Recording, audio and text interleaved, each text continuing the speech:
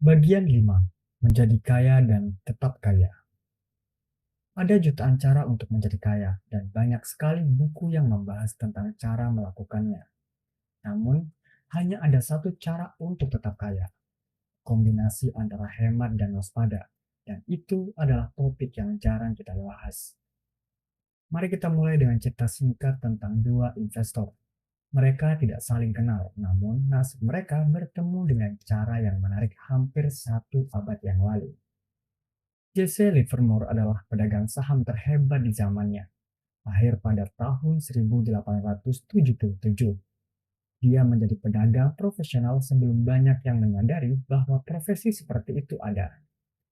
Pada usia 30 tahun, dia sudah memiliki kekayaan yang setara dengan 100 juta dolar jika disesuaikan dengan inflasi. Pada tahun 1929, Jesse Livermore sudah menjadi salah satu investor paling terkenal di dunia. Kehancuran pasar saham di tahun tersebut yang memulai depresi besar mengukuhkan namanya dalam sejarah. Lebih dari sepertiga nilai pasar saham hilang dalam seminggu pada Oktober 1929. Masa itu kemudian dikenal sebagai Senin Hitam, Selasa Hitam, dan Kamis Hitam.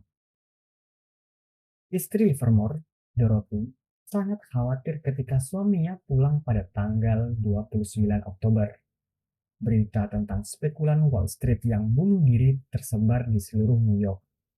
Dia dan anak-anaknya menyambut Jesse di pintu dengan air mata. Sementara ibunya sangat terganggu sehingga bersembunyi di kamar lain, menjerit.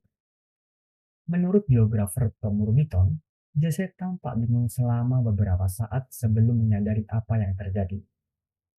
Lalu Jesse memberitahu keluarganya. Dengan kejeniusan dan keberuntungan, dia telah melakukan short pasar, bertaruh bahwa saham akan turun. Menurutmu berarti kita tidak bangkrut? Tanya Dorothy. Tidak sayang, aku baru saja mengalami hari perdagangan terbaikku. Kita sangat kaya dan bisa melakukan apa saja yang kita suka. Jawab Jesse. Dorothy berlari ke ibunya dan menyuruhnya diam. Dalam satu hari, Jesse Livermore menghasilkan uang yang setara dengan lebih dari 3 miliar dolar. Selama salah satu bulan terburuk dalam sejarah pasar saham, dia menjadi salah satu orang terkaya di dunia.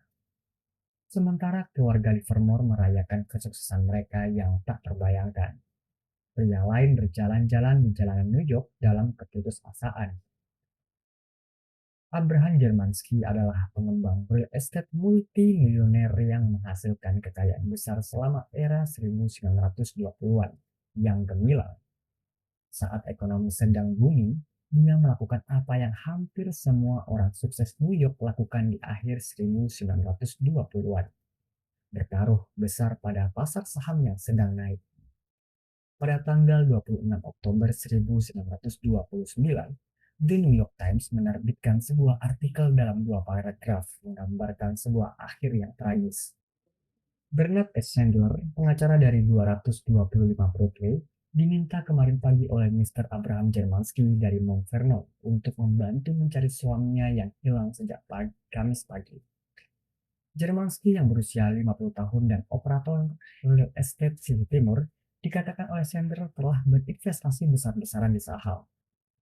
Sandler mengatakan bahwa Miss Germansky menggambarkan bahwa seorang teman melihat suaminya terakhir kali pada Kamis malam di Wall Street, dekat bursa saham. Menurut informasi istrinya, suaminya yang sedang merobek selembar pita tikar menjadi potongan-potongan kecil dan menaburkannya di trotoar saat ia berjalan menuju Broadway. Dan itu, sejauh yang kita tahu adalah akhir dari Abraham Germansky. Di sini kita melihat sebuah kontras. Kehancuran pasar saham Oktober 1929 membuat Jesse Livermore menjadi salah satu orang terkaya di dunia.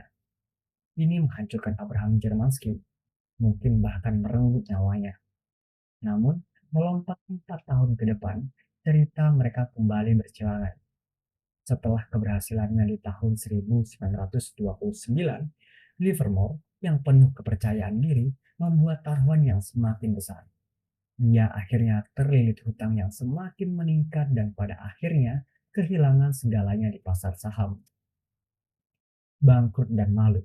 Dia menghilang selama 2 hari pada tahun 1933.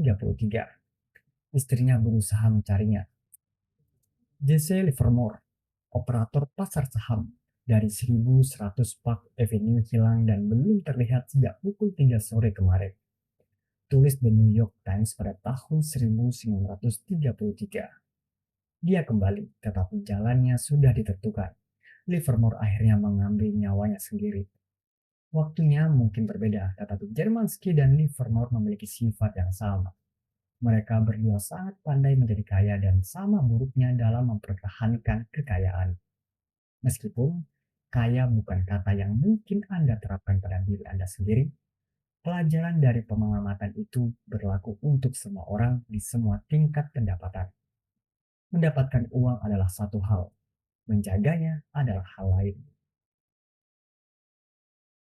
Jika aku harus merangkum kesuksesan finansial dalam satu kata, itu adalah bertahan hidup.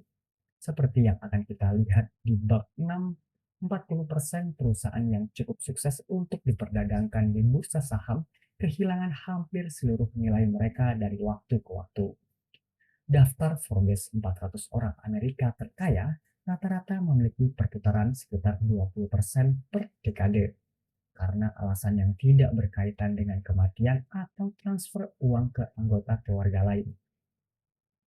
Kapitalisme itu sulit, namun sebagian alasan hal ini menjadi adalah karena mendapatkan uang dan menjaga uang adalah dua keterampilan yang berbeda.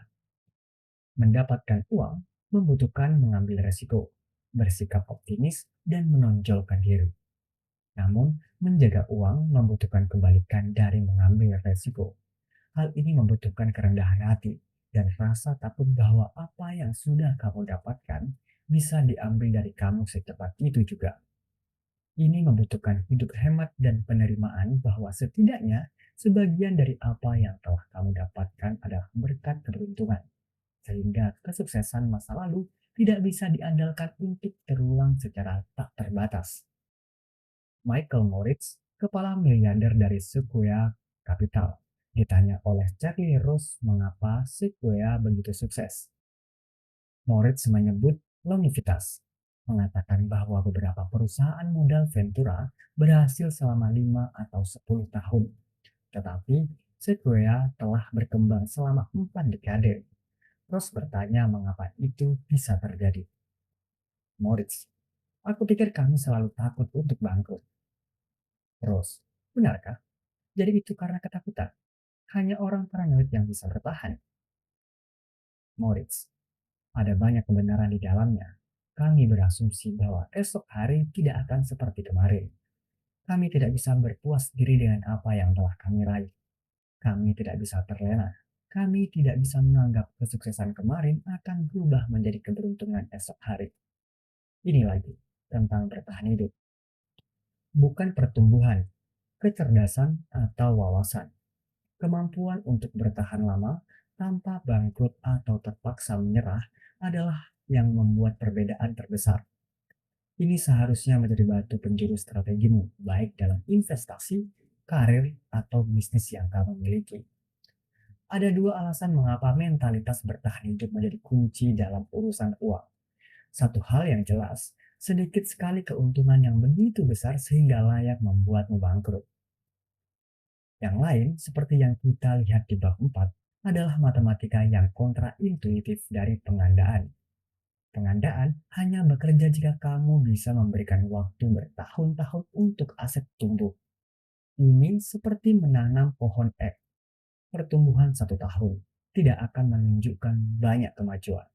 10 tahun dapat membuat perbedaan yang berarti dan 50 tahun dapat menciptakan sesuatu yang luar biasa. Tapi mendapatkan dan menjaga pertumbuhan luar biasa itu membutuhkan ketahanan dari semua pasang surut yang tidak terduga yang setiap orang alami dari waktu ke waktu. Kita bisa menghabiskan bertahun-tahun mencoba memahami bagaimana Buffett mencapai hasil investasinya, bagaimana dia menemukan perusahaan terbaik, saham termurah, manajer terbaik. Itu sulit. Yang kurang sulit tapi sama pentingnya adalah menunjukkan apa yang tidak dia lakukan. Dia tidak terbawa oleh utang. Dia tidak panik dan menjual selama 4 resesi yang dia alami. Dia tidak merusak reputasi bisnisnya. Dia tidak terpaku pada satu strategi, satu pandangan dunia, atau satu tren yang berlalu. Dia tidak bergantung pada uang orang lain. Mengelola investasi melalui perusahaan publik berarti investor tidak bisa menarik modal mereka. Dia tidak kelelahan dan berhenti atau pensiun. Dia bertahan. Bertahan memberinya longevitas. Dan longevitas berinvestasi secara konsisten dari usia 10 hingga setidaknya usia 89 adalah yang membuat pengadaan bekerja dengan ajaib. Satu poin itu adalah yang paling penting saat mendeskripsikan kesuksesannya. Untuk menunjukkan apa yang aku maksud, kamu perlu mendengar cerita tentang Rick Urin. Kamu mungkin sudah pernah mendengar tentang duo investor Warren Buffett dan Charlie Munger. Tapi 40 tahun yang lalu, ada anggota ketiga dalam kelompok mereka, Rick Urin. Warren Buffett, Charlie, dan Rick melakukan investasi bersama dan mewawancarai manajer bisnis bersama-sama. Kemudian, Rick seolah-olah menghilang. Setidaknya jika dibandingkan dengan kesuksesan Buffett dan Munger. Investor Mohnish Pabrai pernah bertanya kepada Buffett apa yang terjadi pada Rick. Mohnish mengingat. Warren berkata, Charlie dan aku selalu tahu bahwa kami akan menjadi sangat kaya. Kami tidak terburu-buru untuk menjadi kaya. Kami tahu itu akan terjadi. Rick sama pintarnya dengan kami, tetapi dia terburu-buru. Yang terjadi adalah bahwa dalam penurunan pasar saham tahun 1973 sampai 1974, Rick menggunakan pinjaman margin, dan pasar saham turun hampir 70% dalam 2 tahun itu, sehingga dia mendapat panggilan margin atau margin call. Dia menjual saham Berkshire-nya kepada Warren. Warren bahkan berkata, aku membeli saham Berkshire Rick dengan harga di bawah $40 per lembar. Rick terpaksa menjual karena dia menggunakan leverage. Charlie, Warren, dan Rick sama-sama terampil dalam menjadi kaya. Namun, Warren dan Charlie memiliki keterampilan tambahan, yaitu dalam mempertahankan kekayaan, yang seiring waktu adalah keterampilan yang paling penting. Nasib Taleb mengungkapkannya seperti ini. Memiliki keunggulan dan bertahan hidup adalah dua hal yang berbeda. Yang pertama membutuhkan yang kedua. Kamu perlu menghindari kehancuran dengan segala cara. Menerapkan pola pikir bertahan hidup ke dunia yang nyata terdiri dari menghargai 3 hal. 1. Lebih dari ingin mendapatkan pengembalian besar, aku ingin menjadi tak tergoyahkan secara finansial. Dan jika aku tak tergoyahkan, aku sebenarnya berpikir aku akan mendapatkan pengembalian besar. Karena aku akan bisa bertahan cukup lama sehingga pengandaan dapat bekerja dengan ajaib. Tidak ada yang ingin menahan uang tunai saat pasar sedang bullish. Mereka ingin memiliki aset yang nilai harganya meningkat banyak. Kamu terlihat dan merasa konservatif saat menahan uang tunai di pasar bullish.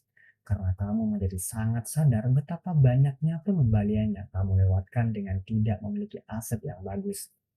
Katakanlah uang tunai memberikan bunga 1% dan saham memberikan pengembalian 10% per tahun. Gap 9% itu akan menggerogoti pikiranmu setiap hari. Namun jika uang tunai itu mencegahmu dari harus menjual saham-sahammu selama pasar dir, maka pengembalian aktual yang kamu peroleh dari uang tunai tersebut bukanlah 1% per tahun. Bisa jadi berkali-kali lipat dari itu, karena mencegah satu penjualan saham yang dilakukan secara terdesak dan tidak tepat waktu bisa berdampak lebih besar pada pengembalian seumur hidupmu daripada memilih puluhan pemenang besar. Pengandaan tidak bergantung pada memperoleh pengembalian besar, hanya pengembalian yang baik yang berkelanjutan tanpa gangguan untuk periode waktu yang terpanjang, terutama di saat kekacauan dan kerusakan, akan selalu menang. 2. Perencanaan itu penting, tetapi bagian terpenting dari setiap rencana adalah merencanakan bahwa rencana tidak akan berjalan sesuai rencana. Apa kata pepatahnya? Kamu merencanakan, Tuhan tertawa. Perencanaan keuangan dan investasi itu kritis karena mereka memberitahumu apakah tindakannya saat ini masuk dalam ranah yang wajar. Namun, sedikit rencana dari jenis apapun yang bisa bertahan pada pertemuan pertamanya dengan dunia nyata. Jika kamu memproyeksikan pendapatanmu, tingkat tabungan dan pengembalian pasar selama 20 tahun ke depan, pikirkan tentang semua hal besar yang telah terjadi dalam 20 tahun terakhir yang tidak ada yang bisa menduga sebelumnya. 11 September, booming dan bus perumahan yang menyebabkan hampir 10 juta orang Amerika kehilangan rumah mereka. Krisis keuangan yang menyebabkan hampir 9 juta kehilangan pekerjaan mereka.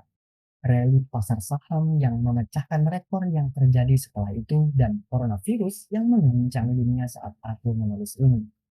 Sebuah rencana yang hanya berguna jika dapat bertahan dalam kenyataan, dan masa depan yang penuh dengan ketidakpastian adalah kenyataan bagi semua orang.